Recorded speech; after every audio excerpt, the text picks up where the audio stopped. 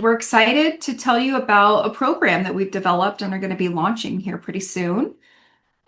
Rich, to start, why don't we talk about why offer this program? Like, what about the state of the world makes this program something that people should take? Well, we're calling it the Beautiful Futures Lab. Yep. And that actually, for me, that comes from a phrase that I say a lot, which is that the future is beautiful or there isn't one. It's a lot of challenges these days, political, economic, ecological. If we don't change something fundamental about the way we relate to the world and the way we act in the world, the future, there may not be one. So the future is beautiful or there isn't one. The first part of that phrase, the future is beautiful, refers to the fact that just because we have to change doesn't mean it has to be ugly, that it has to be hard. It's not about a big sacrifice or making compromises or suffering through scarcity or anything like that. The future can be beautiful. That's really the only way to have a future. So that's the idea behind this, is that there's rising challenges that are truly existential. And what that calls for in us is a fundamental change in how we perceive and feel and relate and how we live in the world. So that's what this is about. And that is the context for it. That's why we're doing this, to discover and to generate and to cultivate in ourselves and in our institutions and in our systems a deeper kind of intelligence that can help us address existential problems. And what I love about your work is that it's really based on what we can learn from Mother Nature. Ecological or relational intelligence. Can you say a little bit more about like what that's all about? Sure. I mean, I think relational intelligence and what I call ecological intelligence are basically synonyms for the same thing. That, I mean, I'm trained as an ecologist, and that means I study, birds and rocks and, rivers and things like that. But what I really study are the relationships between these things. But when you realize that, it's all nature's intelligence that's operating here, you realize that that intelligence, that creative intelligence that we see all around us in nature, nature's intelligence, the nature of the intelligence of the cosmos, really, that is accessible to us because we are part of it. Like all of our perceptual apparatus, all of the ways that human beings have evolved to make the world intelligible, to understand the world, they all come from that same intelligence. All of our intelligences ultimately are grounded in nature's intelligence. That's where it comes from. And so this is really just a way to take that seriously, to say that we can know that intelligence and it can be an ally. And that's what we draw on for the beautiful future. The beautiful future, it turns out, is going to require that we access the beautiful intelligence of nature. And what are some of the things that nature has to teach us? Can you say a little bit about like what the pillars of your Sure. philosophy? Sure. Well, I've spent a lot of time in nature, studying it, experiencing it, feeling it, ingesting it, contemplating it, and I think I've managed to distill this huge body of intelligence down to basically three principles. And the first one is continuity, and that has to do with really taking seriously that we are on a continuum of this intelligence. And the best way that I know to establish that is by telling the story of continuity. And if you trace that logic back through time to see what caused us to be that, what caused that, you end up back at the Big Bang eventually. And then suddenly, when you do this enough, and when you spend enough time just sort of in this humble contemplation of it, you really begin to feel that continuity. It becomes embodied. And so that's what nature can teach us. By the more we know, and this was the driving motivation behind everything I've ever learned, was I wanted to know more, because the more I knew, the more I felt connected, the more I had this deep and abiding sense of belonging to this intelligence. So continuity is one of them. The second one that I focus on is relationality itself. When you study the whole of nature, when you study how it creates, you realize that everything that it creates comes from relationship. And when you see that, and when you ask questions about it, you're kind of forced to ask the question, well, what is right relationship? And it turns out you can know what right relationship is. And there are signals, there are signs that the world gives us when we're in right relationship. And it turns out they feel really good. They feel really empowering. And so that's the second principle is relationality. And then the third one is what I call entanglement, which is really another word for an activism. An activism is this emerging philosophy right now about how minds emerge from nature's relationships.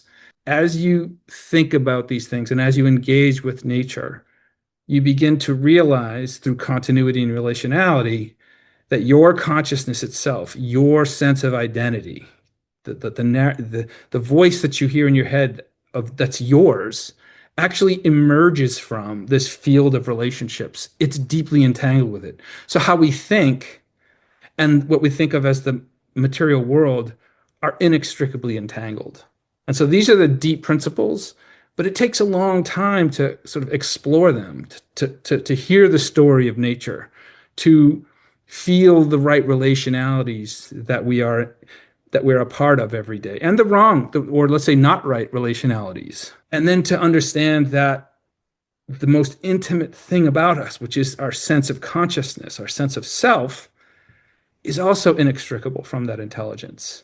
Like I can talk about this, conceptually. We can talk, and we can go on and on and on about all the evidence that's out there in the world that's pointing to this reality. And so that's what this is about. This Beautiful Futures Lab course is really an introduction to these three deep principles. And by the way, when we're going through all these principles, other concepts come into play. Things like narrative and fractals and cybernetics and what's going on with AI and neural networks. All of that stuff comes up too. So we're not only talking about those three principles, but those are the portals to get into the other concepts that we encounter every day. Sorry, I'm going on and on here. No, that's great. It's super fascinating. And as someone who has studied polymathic intelligence in human form, I just think what a classic original take, but still a fresh take to learn what we can from nature itself. Polymathy is all about learning broadly and deeply.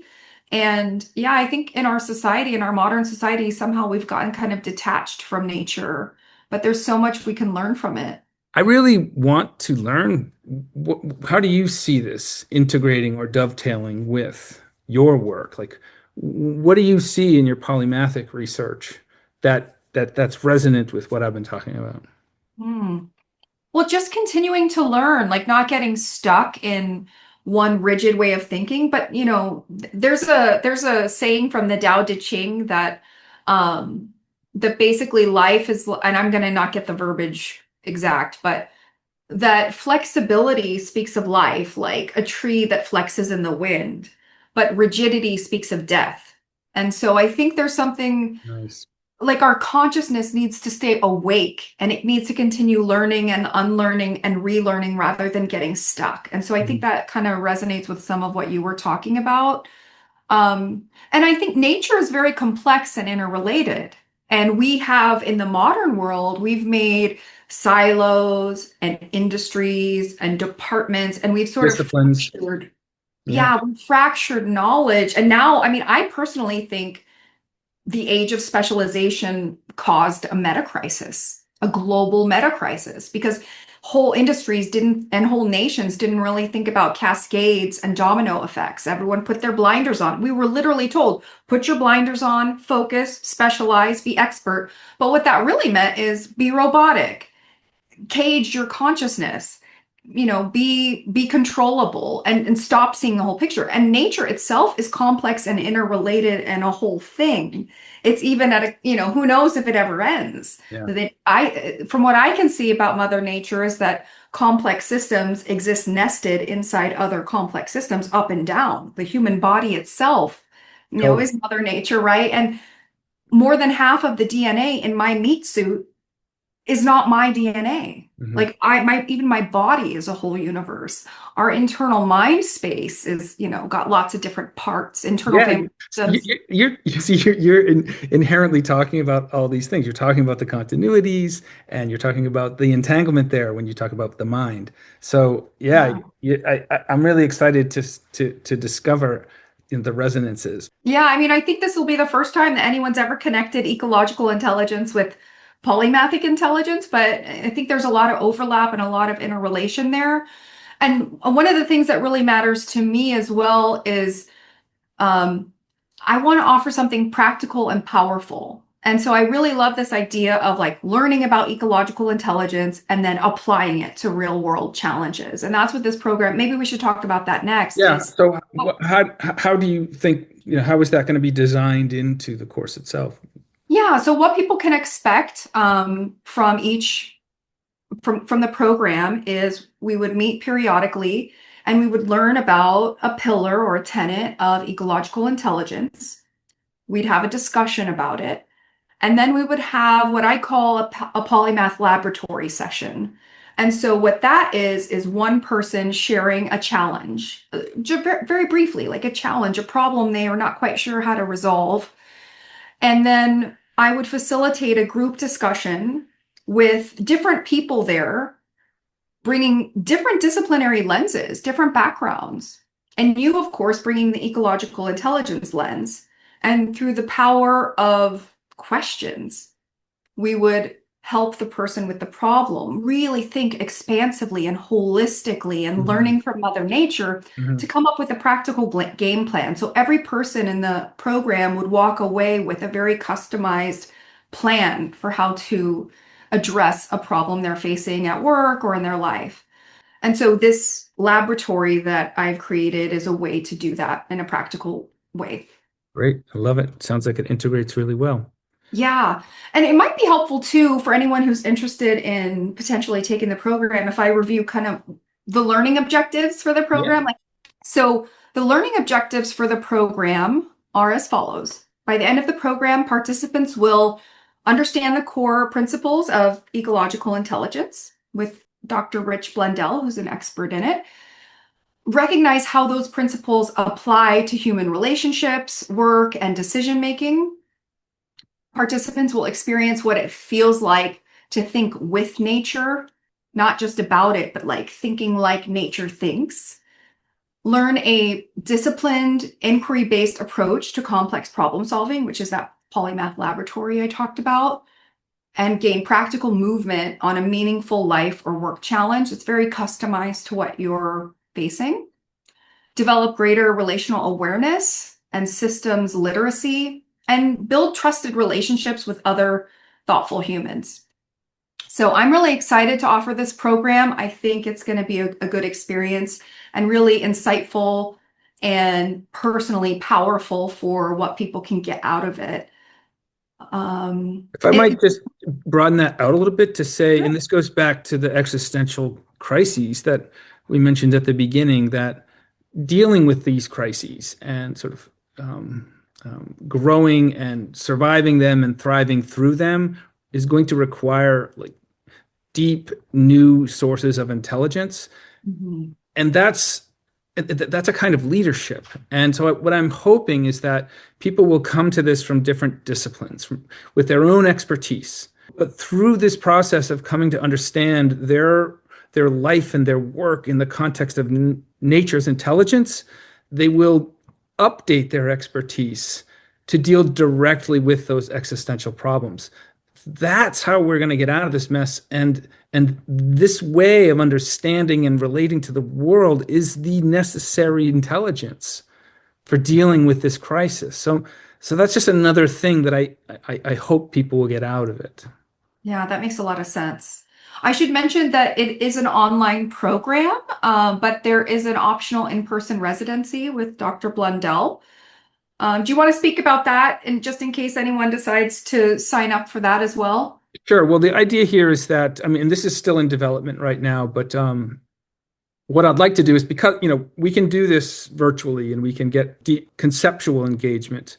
But I also want to be able to offer people the phenomenological engagement, the lived experience in the real world with nature, feeling and being with, and in some cases eating. Because we're going to be doing like aquaculture and going fishing and clamming and lobster and things like that. Do things in the real world that really reveal and embody this intelligence. So for people who go through this course, the Beautiful Futures Lab, with you and I together, they'll have an opportunity to, if this resonates with them, they can join that cohort as well, and that'll be later this summer. I've done this kind of thing in the past, and it's quite profound when it works. I bet it is. Sounds like a really enriching, immersive experience. Yeah, it is. Well, spaces are limited. I think it's going to be a really great program that's practical and fresh and insightful. What do you have any final thoughts? Yeah, okay. So to learn more, people can go to thebeautifulfutureslab.org, which will have information and links also to your website, which will be. DrAngelaMyers.com/beautifulfutureslab. Okay.